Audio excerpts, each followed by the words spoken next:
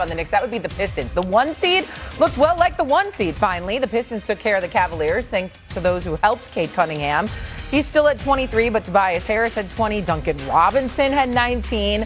But maybe their most impressive feat was forcing 20 turnovers. That led to more than 30 points. James Harden accounted for 7 of those turnovers. Here was Harden after the game. Do you think these turnovers are something that are correctable? Yep. 1,000,000%. What do you think?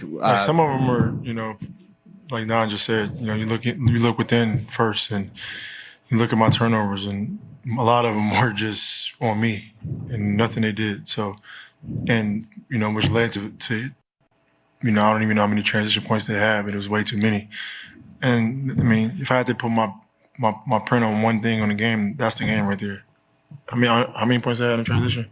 How far turnovers? 20. There you 31. go. That's the game. Like, it's nothing else. 31 was the answer. Donovan Mitchell corrected himself there.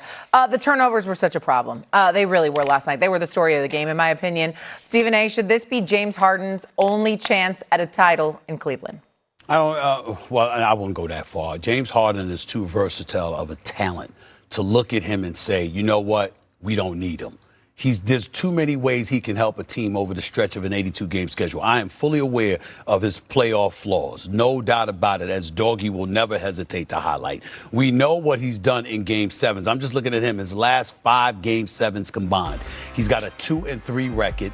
He's averaging only 14.6 points. He shoots 28% from the field and 17% from three-point range. For somebody as great as James Harden, that is just inexcusable. It is inexplicable. There's no way around it. But respectfully to the reporter, and I'm not going to call him out or anything like that. I respect my colleagues and contemporaries. That was an insulting question. I mean, do you think you can fix it? Do you think you can fix turnovers? I mean, come on now. It's James Harden now. See, that's where we get beside ourselves. We understand he's had his struggles. But to ask a future Hall of Famer like James Harden, do you think you can fix a turnover issue? Is a very insulting question. Of course, he can fix the damn turnover. Now, he might not be able to fix that three-point shot.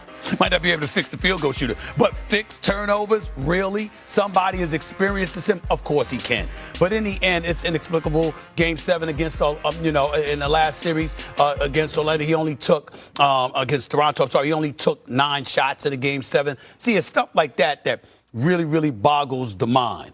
But should James Harden be his only chance with the Cavs? No, because let me tell you something. He's done a good job for them for the most part this season. They are in the Eastern Conference semifinals, and he didn't completely wet the bed and stink up the joint. He still had assists. He still made sure he fed the big boys, the Allens, the Mobleys of the world, Donovan Mitchell. They could be better, but they have not been god-awful. So I'll give credit where credit is due in that regard. And I've always believed in Donovan Mitchell. I just do.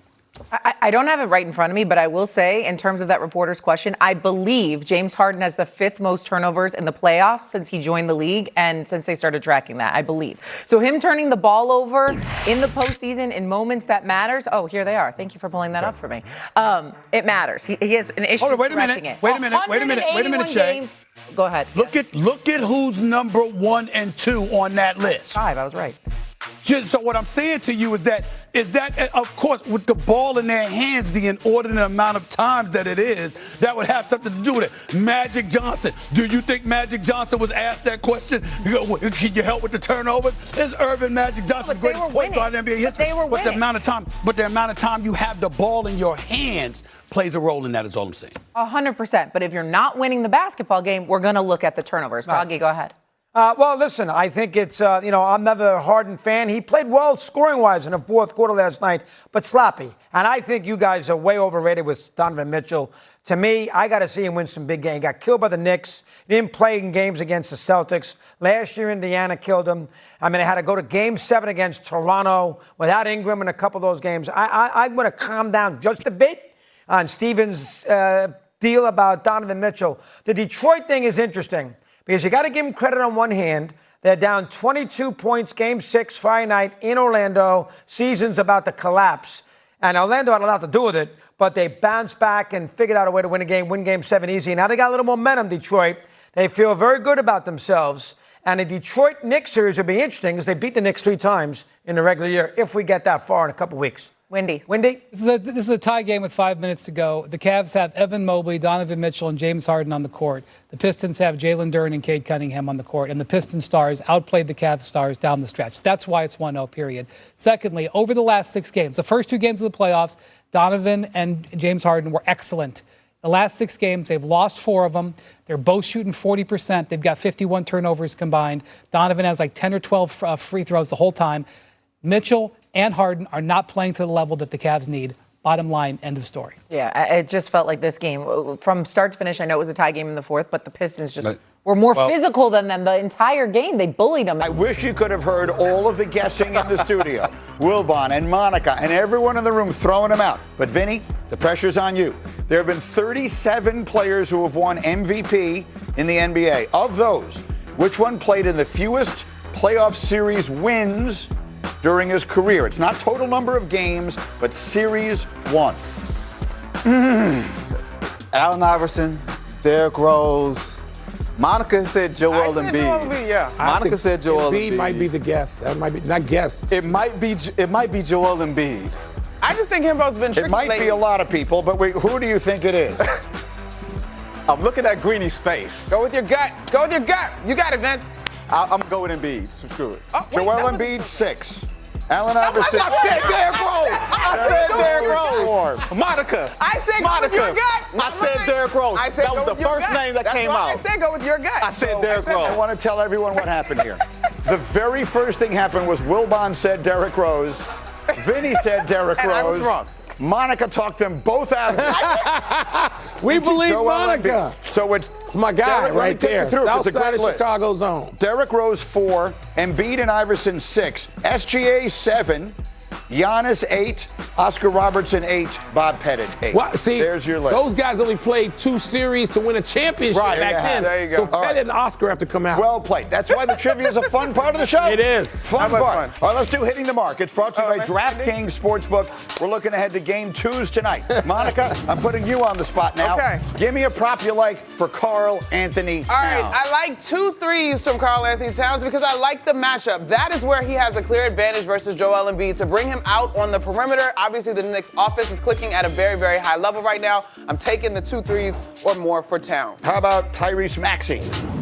All right, so I got 4 rebounds for Tyrese Maxey. I didn't love my options on this one, but I do think that because of the way that the ball is going to have to go up for both of these teams, his quickness, his speed is going to lead to long rebounds, some energy putbacks. He needs to have a big game tonight, so I got 4 boards or more for Maxey. And then finally, Paul George. He's just been really good, and like people are not talking about it. He's shooting a 3-ball really well. He's been steady. I like his matchup in this Knicks matchup. He and OG Anunoby kind of dueling is fun to watch. I think he's going to find his way to 15. He's just been steady. So those are the picks. Karl Anthony Towns, 2 threes. Maxey, 4 rebounds. George, 15 or more points. If you like the picks, they're a parlay right now at DraftKings Sportsbook with odds of plus 365. So let's dive into that game tonight. It'll be on ESPN. Knicks, Sixers. We know the history of the playoff matchups between these teams generally have been great. Game 1 was a blowout, but there feels like there were a lot of scheduling reasons why that may have been the case. So, very specifically, Monica, you know the Knicks as well as they can be known. What will you be watching for early tonight that will give you a sense that this one's not going to be like Monday? We just finished talking about officiating, Gritty, ironically. How the Knicks guard Joel Embiid, particularly Karl Anthony Towns and Mitchell Robinson. For as much as you have in terms of the 2 of them, the double big option and the depth that they bring, in Game 1, which was like 65% of Sixers, if you want to say that much, both of them had 3 fouls at halftime, and that would have been problematic if this was a real contest. So that's what we're watching for tonight, Michael, as we're watching to see if Embiid is able to recapture the form he had in those 3 wins against Boston, look like the MVP that he once was, and put those Knicks bigs in foul trouble. I got to see Philly's offense put pressure on the Knicks defense. They got to be aggressive early, and that doesn't mean just Embiid, but it starts with Joel, right? And Paul George is critical to this. Talking about a guy with playoff experience for forever and ever and ever. Paul George has had that with multiple teams. They're going to need Paul George tonight to help set that. And then if they are playing with the force that I expect them to see tonight, then Maxey, all right, look, Maxey's a nightmare. The Celtics found that out firsthand in critical games in Boston. The Sixers have to have that Maxey tonight in Madison Square Garden. We've been talking about how great the Knicks offense has been. The best defense for Philly is to have a great offense. Yes. And wear New York down. You're not going to do that by lumbering Joel Embiid and trying to get the bigs in foul trouble. Your strength is in your athleticism. That's Maxey, that's VJ Edgecombe. Maxey took one shot in the first quarter. While getting Karl Towns and Mitchell Robinson in foul trouble, nobody else really got involved. He needs a 30-point night. He needs, look, the game was over at halftime. Right? Yeah. So you need. The Knicks haven't played a second half in 2 weeks. Yeah. No. Every game they've played has been over. Yeah, the Hawks look like second graders in that second quarter on Thursday night or whatever it was. But if you're Philly, you have to lean into your strengths. And your strength can't be worrying about, okay, let's get Karl Towns off the floor, let's get Mitchell Robinson off the floor. How about let's attack Jalen Brunson? How about let's use our strengths and have it be exactly that? Let's make Jalen Brunson work. Let's make Josh Hart work. We have speed. We have athleticism. This isn't a one-to-one thing, but it means you have to push the pace and create matchup problems. I hear you, and I just to me, the first matchup problem that I saw was Embiid. I hear you, but sure, apply the philosophy to other positions on the floor. Definitely make this Knicks defense show that they can hold. I mean, this was a team that was ranked in the top 10 in terms of defensive rating for much of the season. So yeah, 100% test that. On the flip side of that, though, if we just go to what the Knicks can do offensively, they have the same opportunities to attack this Philadelphia defense. They've not figured out Jalen Brunson early in the series, which is a little bit different because the last time they met in the series, the first 2 games, they did a pretty good job with Brunson. That was not the case the other night. We're to see Brunson here. He's been spectacular. His postseason performances have been legendary, and in particular against the Sixers, he's been ridiculously good. The hunting down, Jay Williams was in here yesterday, did a great job of demonstrating the way that the Knicks hunted Joel Embiid. Especially the drop coverage. The drop coverage. We'll see if that works in reverse tonight. That's the one advantage that maybe you have is you hunt out those matchups against Brunson and maybe put A, fatigue, and B, maybe get some fouls called on him. And there's one person who helps orchestrate all this for Philly, obviously, I want to mention, who's had a death in his family. Yeah. Nick Nurse, the coach of the Sixers, who is a tremendous coach. Yeah. And, you know, I know he's been away from the team, but again, tremendous coach. Nick is not afraid to try things, to be bold, to say, okay, this may be out of the box thinking right now, but we're going to this anyway. And so if anybody in his staff who, you know, is with the team, I expect to see some things from Philadelphia early in this game that deal with their aggression and going after the Knicks and also countering some of those things that Jay Will talked about yesterday. If there's a team that can't afford to go down 2-0, it might be the Philadelphia 76ers. Putting them in a position after the atrophy of that 7-game series where you have to win 4 of the last 5 games against this particular Knicks team that is clicking on all cylinders, I would venture to say this is a must-win for Philadelphia. Look at our analytics up there. Those numbers surprise me. It's one thing to be significantly favored. 79% is an enormous number. That should equate, I think, to a double-digit spread, which it isn't, and 95% chance to win the series. So our analytics, our stat geeks, the Himbos of the world, absolutely love the Knicks. Yes, and I get it, but they just beat a team by 51 points, so all the numbers are inflated. 3-point shooting is still very fragile in my mind. We'll see. When you'll see it tonight, we've got